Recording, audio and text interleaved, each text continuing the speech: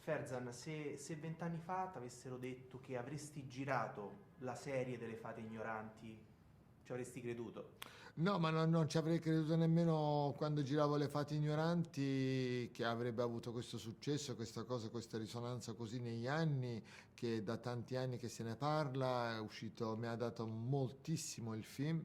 Semplicemente ho raccontato la mia vita, le mie cose, quelle che conosco, il mondo che conosco, quindi la serie non avrei mai pensato, no, assolutamente. È difficile staccarsi dai tuoi set, perché poi chiaramente qui si incrocia l'amore, si incrocia la libertà, si incrocia la vita, il cibo, insomma, è difficile allontanarsi da quell'atmosfera. L'ultimo giorno di riprese, com'è?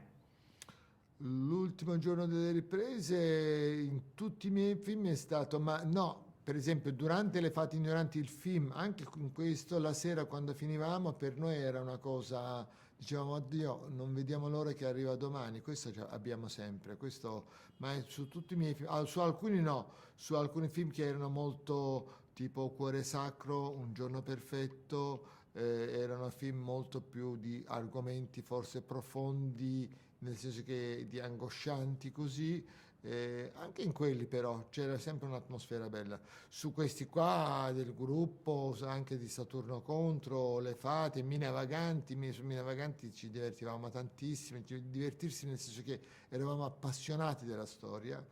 Sulle Fate, sai cosa c'è? Che il fatto che la terrazza, la tavolata, le amicizie, le cose fanno parte della mia vita, ma anche sul set si sente questa cosa forte. Tu quando sul set senti i sentimenti forti, le emozioni, quelli arrivano anche allo spettatore. Grazie mille, grazie Grazie a te, Ferzan, grazie. grazie.